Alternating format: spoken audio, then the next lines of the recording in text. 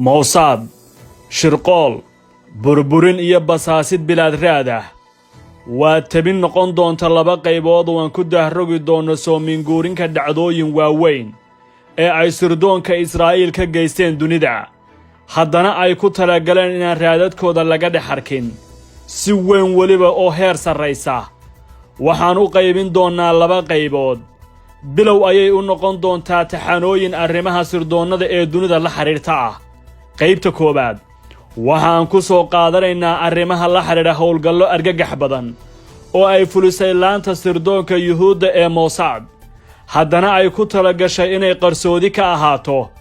mararka qaarna ay bacanbaarayso isla ficiladii iyadu ay balaayiinta dollar ku bixisay howlgallo argagax badan sanadkii 2000 Bashar al-Assad ayaa noqday madaxweynaha Suuriya isagoo kala wareegay xilka aabihiis dhintay Israa'iil arranka meel dhow ayay ka eegaysaa waxa ay faalaynaysaa tilmaamaha iyo shakhsiyadda madaxweynaha cusub ee dariskeeda sanad kadib Israa'iil waxa ay soo heshay dhammaan xogihii loo baahnaa waxa ay heshay digniintii la doonayay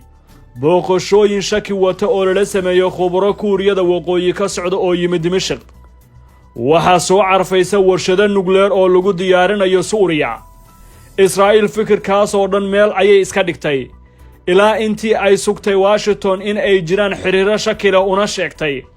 waxa isku xiriirsanaysaa in ay tahay meel saxaro ah oo la dhaho Kubar bariga fog ee Suuriya gaar ahaan Deir urur ka mid ah Mossad ayaa yool ka dhiganaya tani waa meesha aynu ugaarsan doono sanado kadib 22 Abriil 4 sano ka bacdi 2004 qarax argagax wata ayaa ka dhacay Kuuriyada waqooyi kaas oo lala beegsaday tareen xamuul u wada dekada lagu magacaabo Nabu tobanaan ka mid ah khubarada nukleerka ee Syria ayaa halkaasi lagu dilay waxaana halkaasi lagu waayay gaari waday walxan nukleer oo aad u qarxi og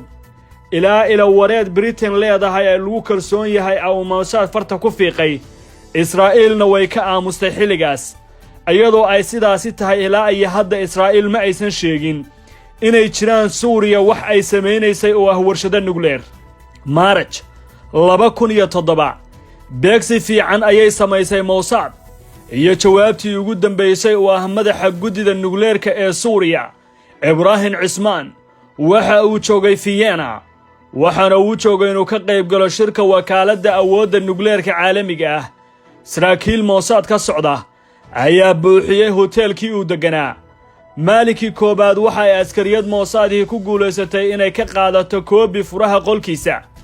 kadib waxa ay ku marmarsiyootay inuu ka lumay furihii qalkeeda oo ay furihiisa ku furan karto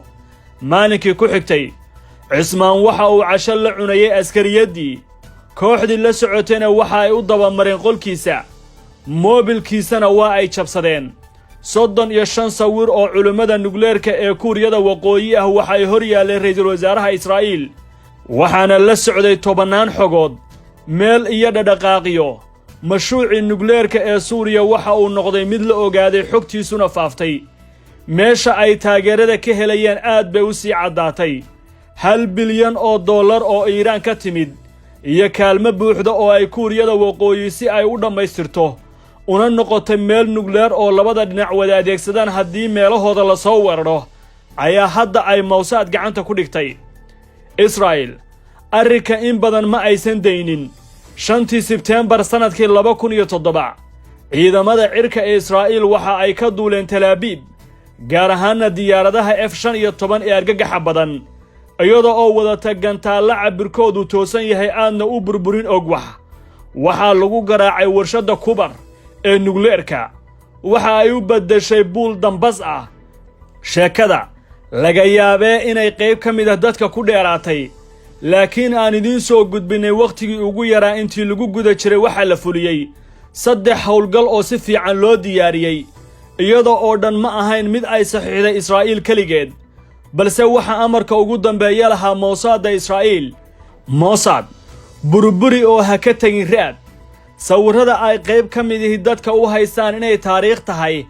ama se in la kaydinayay ilbiriqsiyo ka mid ah nolosha madaxweynihii Falastiin ee hore Yaasir Carafaad ma aysan haysan sidaasi balse waa sawirro uu ka qaaday toogto Israa'iili ah oo ay Mossad shaqaalaysiisay muddo badan si uu u ilaaliyo Yaasir Carafaad intii uu joogay Beirut, Lubnaan. Sawirrada oo ka soo muuqday buugga uu qoray wariyaha Israa'iil ee lagu magacaabo Roman Bergman uuna ugu magacdaray Kac oo ku dhaqso dilka, waxa uu buuggu si dhab ah u dhigayay howlgallada qarsoon ee Israa'iil uuna ugu horreeya Mossad, kaasoo ay bilaabatay hawshiisu intii aan dowladba la samayn. waxa uu ahaa mid ka mid ah garbaha ugu saamaynta badan Najah, magaciisa Mossadna uu yahay Licaaliye Habat. waxa uu ahaa markii hore urur soo tahriibiye isla markaana ku guulaystay inuu soo daabulo Falastiin, kumanaan kun oo Yuhuudana keeno dhulka Falastiiniinta dhammaan daafaha caalamka ka soo waarido, iyadoo ururkan si rasmiya loo asaasay sanadkii 1937. halkan waa inaynu daqiiqad dul istaagno oo aynu su'aalo isweydiinno. xaggee ayay ka bilaabatay sheekada sirdoonnada caalamka kuwooda ugu awood badan? waxa ay noqon doontaa qaybta labaad warbixinta oo aanu su'aalahaas iyo ficilada waaweyn ee Mossad aanu mid u dul istaagi doonno haddii Allaha awoodda leh uu raalli ka ahaado. ma jeceshahay inaad barato qur'aanka kariimka ah iyo culumta shareecada? ugu kaalay markaska Nuurayn Online oo baro adigoo gurigaaga jooga qur'aanka, higaada iyo culumta kale islaamka. wixii faahfaahin kala xiriir nambarada shaashada kaaga muuqda. Transfer Galaxy waxay iga caawisay inay si kan xiriir fiican aniga ee asxaabtay iyo waalidkayga. Transfer Galaxy waxaan u doortay sida uu u sahlan yahay iyo sida uu u dhaqso badan yahay.